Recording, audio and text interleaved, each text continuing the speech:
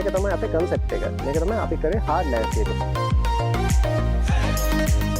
පොඩි උපක්‍රම යොදාගත්තා මේ hard landscaping එක green look එකත් balance කරගන්න. හරි. ආයිබෝවන්.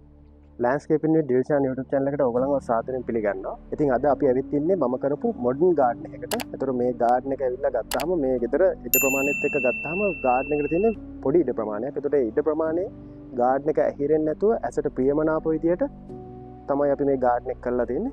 එන්න අපි බලමු මේකේ ඇතුළේ තියෙන අංගෝපාංගයන් මොනවද කියලා. හරි.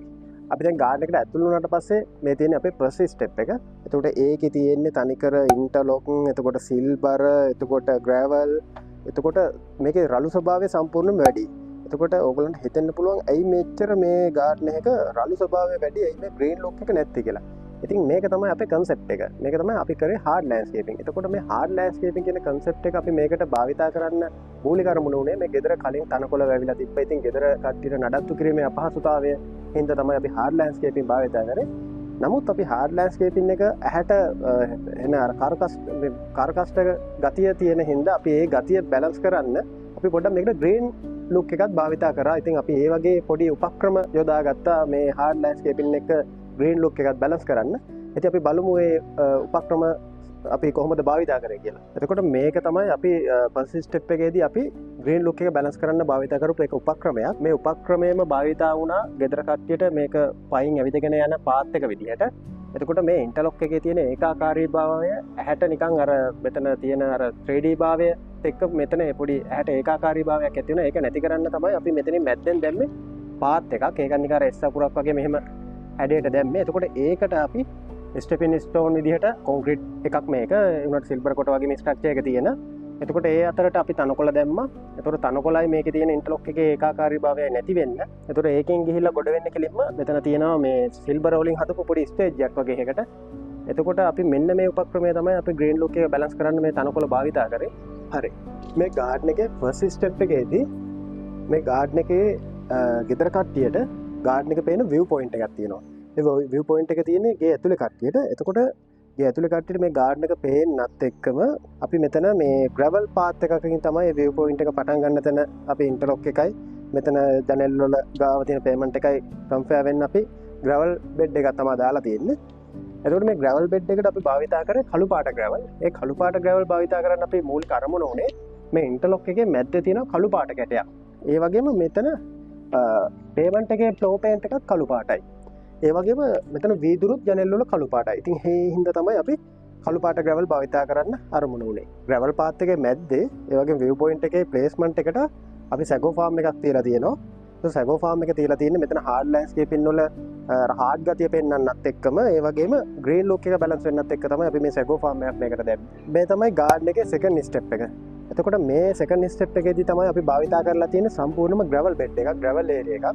එතකොට gravel area එකට අපි භාවිතා කරලා තියෙන්නේ මේකේ දුඹුරු පාට gravel එකක් තමයි අපි භාවිතා කරලා තියෙන්නේ. මොකද අපි මේකට දුඹුරු පාට gravel එකක් භාවිතා කරේ අරකේ gravel bed එකේ view point එකේ භාවිතා කරේ අපි කළු පාට හින්දා තමයි මේකට දුඹුරු පාට භාවිතා කරේ. විවිධත්වයක් තියෙන. ඒ වගේම මේ බොරළු එක අපේ කකුලට බොහොම අපහසුයි. මේකේ ඇවිදගෙන යන්න බෑ. ඒ හින්දා අපි දැම්මා මේ ස්ටෙපින් ස්ටෝන් විදිහට මෙතන natural look එක balance වෙන්නත් එක්ක අපි දාලා තියෙනවා natural ගල් පතුරු. මූණක් තියෙන natural ගල් පතුරු. මේවත් අර කළු ගල් වලින් කපලා හදලා ගන්න ලොකු වෑයමක් කරලා තමයි මේ තත්ත්වයට මේ ගල් පතුරක් ගන්නෙ. ඉතින් ඒ ගල් පතුරු තමයි අපි මේ භාවිතා කරලා තියෙන්නේ. ඒ natural look එකම balance කරලා යන්න.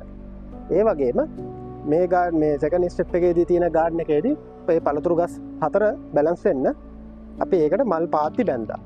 පාත්ති බැන්දාම මේ මල් පාත්ති ඇතුළේ හිස්. ඒතරේ හිස් ස්වභාවය නැති වෙන්නත් මෙතන hard landscaping එකේ hard ගතිය නැති වෙන්නත් අපි අර භාවිතා කරපු අර green look එක ගන්න භාවිතා කරපු උපක්‍රමයක් විදිහට අපි දාලා තියෙනවා මේකට spider lily එක. ඒතකොට මේක හෙවණේ හැදෙන ශාකයක් හින්දායි මේ ගස්සට යටි ආරෝපණය හෙවණ හින්දායි තමයි අපි මේ spider lily භාවිතා කරේ. ඒ වගේම මේ මල් පාත්තියටත් අපි artificial stone නිකන් ගල් පතුරු වගේ තියෙන artificial stone තමයි අපි භාවිතා කරලා තියෙන්නේ. මේක සිමෙන්ට් වලින් හදපු එකක්. ඉතින් ඒක අපි ඇල්ලුවා. එතකොට නිකන් අර rock vibe එකක් ගන්න තමයි අපි මේ දේවල් ටික කරේ. මේ තමයි garden එකේ තුන්වෙනි step එක. එතකොට තුන්වෙනි step එක frame කරලා තියෙන්නේ මෙන්න මේ chip layer පඳුරෙන්. ඒ frame වෙන්නේ මෙන්න මේ රබුටන් ගහ. ඉතින් අපිට අර කොනේ ඉඳන් එද්දිම මෙතන පේන හින්දා අපි මේක තමයි ගාර්ඩන් එකේ විශේෂම ස්ථානයක් විදිහට භාවිතා කරේ. මොකද අපි මේ රඹුටන් ගහ වට කරලා අපි බැඳලා තියෙනවා පොඩි මල් පාත්තියක්. ඒ වගේම අර හතු මඩුවක හතු පිපෙන ආකාරයට අපි ගල් පතුරු හරස් අතට මේකට අලවලා තියෙනවා. ඉතින් ඒකෙන් මෙතනට අර හાર્ඩ් ලෑන්ඩ්ස්කේපින් එකේදී අපි භාවිතා කරන අර රොක් වයිබ් එක වැඩිපුරම අරන් තියෙනවා. ඒ වගේම මේ මල් පාත්තිය ඇතුළට අපි දාලා දෙනවා එක්සෝවේරියා ගස් එක. ඒකේ කොළ රතු පාටයි. ඉතින් ඒකත් එක්ක තමයි අපි අර ග්‍රීන් ලුක් එක බැලන්ස් කරන්න භාවිතා කරපු තවත් උපක්‍රමයක් තමයි මේ විවිධ පාටවල විවිධත්වය ගස්වල. ඉතින් ඒ වගේ තමයි ඒ වගේම අපි බිමට භාවිතා කරලා තියෙනවා මේ පොඩි පෙබල්ස් එක තමයි බිමට භාවිතා කරලා තියෙන්නේ. ඒක නම් කකුලට ගොඩක් අපහසු නැහැ. මොකද මේ කාට හරි මෙතන ඇවිදින්න පුළුවන් සෙරප්පු නැතුව ඒක මනසටත් හොඳයි මේ වගේ පොඩි එකක් අර කකුලට පෑගෙද්දී. හරි ඒ වගේ මේ තුන්වෙනි ස්ටෙප් එකේදී තාප්පේ පැත්තේ අයින ලොකු කාණුවක් යන කොන්ක්‍රීට් කාණුවක්. ඉතින් ඒකේ අර කැත ගතිය නැති වෙන්න අපි මල් පාත්ති වල දාලා තියෙනවා බිම්පොල් ශාක. ඒතර බිම්පොල් පැල මෙහෙම පඳුරු වගේ බේරෙනවා. ඒ වගේ ඊට පිටිපස්සෙන් තියෙනවා මේ පීස් ලිලි පැලයි ඒ වගේම ක්‍රිස්ටිනා පැලයි කවලමේ දාලා තියෙනවා. හරි මේ තියෙන්නේ මම කරපු මේ ලස්සන ගාඩන් එකක්. ඒ වගේම තව මේ වගේ ඉස්සරහට මම අරන් එන ලස්සන ගාඩන් මම අරන් එන්නම් කරපු ගාඩන්. ඒ වගේම ඔයගලන්ට ගාඩන් සම්බන්ධව මොන හරි දැනගන්න ඕන නම් මේ පල්ලෙහා තියෙන නම්බරයට කෝල් එකක් ගන්න. ඒ වගේම ගාඩන් එකක් හදා ගන්න හරි මොකක් හරි කන්සල්ටිං එකකට මට කෝල් එකක් දෙන්න. ඉතින් මගේ YouTube channel එක subscribe කරලා නැත්නම් subscribe කරන්න මාත් එක්ක දිගටම රැඳිලා ඉන්න. ඉතින් වීඩියෝ එක බලපුවා ඔයාලට බොහොම ස්තුතියි.